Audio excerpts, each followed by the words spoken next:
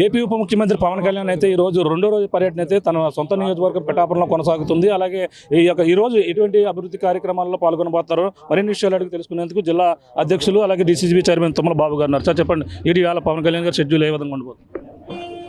ఈరోజు గొల్లప్రోల్లో ఏదైతే అప్పుడు ప్రజలు కోరటం ఆ బ్రిడ్జ్ ఒకటి పూర్తయింది. దానికి ఇంకా అప్రోచ్లు అవి చేయవలసి ఉంది. అవన్నీ బ్రిడ్జ్ చూడటం, అలాగే ఈరోజు ఏదైతే మనం నూతనంగా కమిటీలు గ్రామ కమిటీలు ఏర్పాటు చేయడం జరిగింది. గ్రామ కమిటీలు కూడా ప్రజాస్వామ్యబద్ధంగా, అంటే రాజకీయ పార్టీల్లో ఏదో వ్యక్తిని ప్రెసిడెంట్ కింద ఎంచుకోవటం, పార్టీ ఆఫీసులు లేదా అక్కడ ఉన్నటువంటి శాసనసభ్యుడు కానీ అక్కడ ఉన్నటువంటి ఇన్ఛార్జీలు కానీ నియమిస్తూ ఉంటారు. కాకపోతే జనసేన పార్టీలో ప్రజాస్వామ్యంగా ఎవరైతే అందరూ కోరుకున్నటువంటి వ్యక్తిని ఎన్నిక చేయడం జరిగింది. ఎవరైతే గ్రామ అధ్యక్షులుగా నియమింపబడ్డారో వారందరితో నిన్న పిఠాపురం రూరల్ మండల గ్రామ కమిటీ ప్రెసిడెంట్లతో మాట్లాడడం జరిగింది. ఈరోజు ఉదయాన్నే ఇప్పుడు లోపల మీటింగ్ జరుగుతూ ఉంది.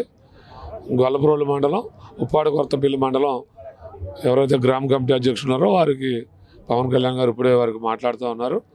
ఏదైనా ప్రజలకు అండగా ఉండమని చెప్పడం కోసమే వారికి చెప్పారు నిన్న కూడా మీటింగ్లో.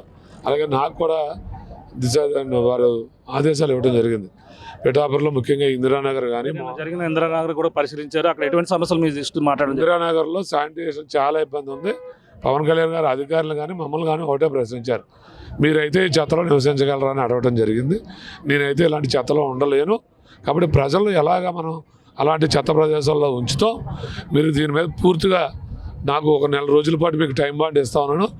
ఎక్కడా పిఠాపురంలో శానిటైజేషన్ ఇబ్బంది రాకూడదన్నారు. మేము కూడా దాన్ని ప్లానింగ్ చేసుకుంటా ఉన్నాం. అధికారులు ఒక పక్కన పడా కూడా ఏర్పాటు చేసాం. మీ అందరూ ఏం చేస్తూ ఉన్నారని మమ్మల్ని రాజకీయ నాయకులుగా మమ్మల్ని అధికారులను కూడా పవన్ కళ్యాణ్ గారు నిలదీయడం జరిగింది. మేమందరూ దాని మీద శ్రద్ధ పెట్టి పిఠాపురంలో శానిటైజర్ ఇప్పటికే గ్రామీణ ప్రాంతాల్లో అంటే పంచాయతీల్లో పూర్తిగా పారిశుద్ధ్యం అంటే శానిటైజేషన్ పెద్ద ఎత్తున దృష్టి పెట్టడం జరిగింది. పల్లెల్లో చాలా బాగుంది. పండగ ముందే అన్నీ క్లియర్ అయ్యాయి. రేపటి నుంచి మున్సిపాలిటీపై కూడా ప్రత్యేక శ్రద్ధ వహించి మరి ముఖ్యంగా ఇందిరానగర్ చాలా ఇబ్బందిగా ఉంది, అవన్నీ పూర్తి చేస్తామని ఈ సందర్భంగా తెలియజేస్తాం. మున్సిపల్ శాఖ మంత్రి కూడా దగ్గరుండి చూసినట్టున్నారు. ఆ సమస్యలన్నీ కూడా ఆయన ఏ విధంగా చర్యలు చేపడతారు? మున్సిపల్ శాఖ మంత్రులు నారాయణ గారు కూడా పిఠాపురం గొల్లప్రోలు మున్సిపాలిటీకి ఏదైతే నెల్లూరు మున్సిపాలిటీలో ఎంత క్లీన్ అండ్ గ్రీన్గా ఉందో అలాగే పిఠాపురం గొల్లప్రోలు మున్సిపాలిటీని కూడా క్లీన్ అండ్ గ్రీన్గా ఉండడానికి వారు సహాయం చేస్తారని మన నారాయణ గారు కూడా చెప్పడం మాకు అందరికీ ఆనందంగా ఉంది. ఏమైనా పిఠాపురం దశ దిశ మారింది. ఒక్కొక్కటి ఇది రాత్రికి రాత్రి అయిపోద్దని చెప్పలేము, కానీ ఒక్కొక్క పని ప్రయారిటీ ప్రకారంగా ఓ పక్కనే ఆర్థికంగా మరి ఏదైతే మన సంక్షేమం ఒక పక్కన ప్రగతి రెండు కూడా సమకాలతో పవన్ కళ్యాణ్ గారు చేయాలనేటువంటి ఆలోచనతో పిఠాపురం నియోజకవర్గం తయారు చేస్తూ ఉన్నారు. ఇక్కడ కొంతమంది సమస్యలు చెప్పుకోవడం మీ దగ్గర కూడా వచ్చారు. ఎటువంటి సమస్యలు రావడం జరిగింది దృష్టి? సమస్యలు అంటే ఎక్కువగా ఏదైతే అప్పుడు జగన్మోహన్ రెడ్డి గారు కాలనీలు కానీ తీసేసుకుని వారికి అటు డబ్బులు ఇవ్వక ఇంటి పొలం డాక్యుమెంట్లు కూడా తీసేసుకుని ప్రభుత్వం దగ్గర పెట్టేసుకుని ఒక పక్క డాక్యుమెంట్ ఇవ్వక ఒక పక్కన డబ్బు ఇవ్వక వెలుగుబంద నుంచి రాజానగరం నుంచి కూడా రైతులు పెద్ద ఎత్తున రావడం జరిగింది. అంటే ఒక మీరు అందరూ అనుకోవచ్చు ఇక్కడ ఈ అర్జీలు ఒక పిఠాపురమే కాదు, ఉమ్మడి జిల్లా వ్యాప్తంగా ఇక్కడ అర్జీలు తెస్తూ ఉన్నారు. పవన్ కళ్యాణ్ గారు వచ్చారనేటువంటి వార్త తెలుసుకుని ఒక్కొక్కటి మేము పూర్తి చేయడానికి అన్ని అర్జీలు జిల్లా అధ్యక్షుడిగా నేను సేకరిస్తూ ఉన్నాను. అన్నీ కూడా మా అధికారుల దృష్టికి తీసుకెళ్తా ఉన్నాం. ఒక్కొక్కటి కూడా క్లియర్ చేయడానికి ప్రభుత్వం సిద్ధపడతా ఉంది. అంటే పక్క సంక్రాంతి సంబరాలు ప్రారంభించారు, ఇంకెన్ని రోజులు జరుగుతాయి. ఆయన కాకినాడ కూడా వెళ్తా ఉన్నారు. షెడ్యూల్ ఎలా ఉంది?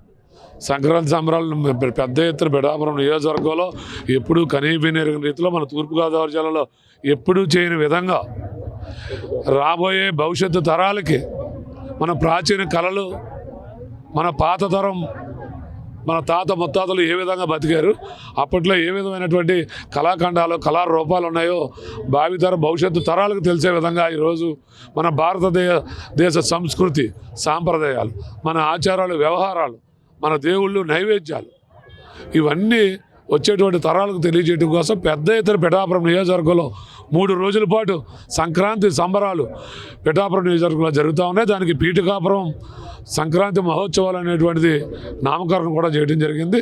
నిన్న చూస్తే పెద్ద ఎత్తున విజయనగరం నుంచి రాష్ట్ర వ్యాప్తంగా ఏదైతే మంచి ఆర్టిస్టులు ఉన్నారో వారందరినీ తీసుకొచ్చి ఈ కళాఖండాలన్నీ కూడా పిఠాపురంలో ప్రదర్శన ఈ ఒక్క సంవత్సరమే కాదు ప్రతి సంవత్సరం కూడా పెద్ద ఎత్తున ఈ పిఠాపురం నియోజకవర్గంలో ఈ పెద్ద పండుగ జరుపుకోవడం జరుగుతుంది. ఇటీవల తమ్మయ్య బాబు ఆయన కాలం చేశారు. ఆయనకి ఇప్పుడు 1 మంది వచ్చారు.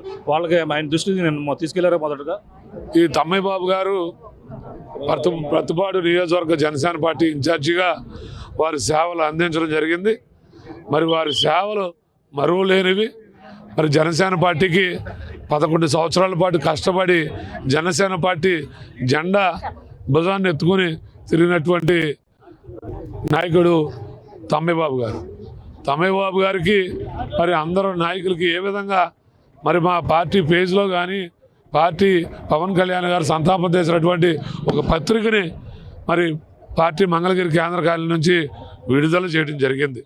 అయితే వారు వరుపుల తమ్మయ్య బాబు గారి కుటుంబం రాజకీయ నేపథ్యం నుంచి వచ్చినటువంటి కుటుంబం. మరి వారు గతంలో వారి కుటుంబం నుంచి ఎమ్మెల్యేలుగా ప్రస్తుతం ఎమ్మెల్యేలుగా ఉన్నారు. వారి కుమారులకు కూడా త్వరలో పార్టీ అండగా నిలబడుతున్నటువంటి చెప్పడం జరిగింది. వెంటనే మా పర్యాటక శాఖ మంత్రిగా ఉన్నటువంటి దుర్గేష్ గారు కూడా అక్కడ రావడం, మరి ఎవరైతే మా పార్టీ శ్రేణులు కూడా వచ్చి తమ్మయ్య బాబు గారు మరి పార్థివ దేహాన్ని సందర్శించడం జరిగింది. జనసేన పార్టీ వారి కుటుంబం అండగా ఉంటుంది. కాకపోతే కార్యకర్తలు అందరూ కూడా పత్తిపాడు నుంచి పెద్ద ఎత్తున వచ్చి పవన్ కళ్యాణ్ గారిని ఒక మెమరాండంగా ఇచ్చి పవన్ కళ్యాణ్ గారు వారి కుటుంబానికి అండగా ఉండాలని కోరుకోవడం కోసమే వారు రావడం జరిగింది.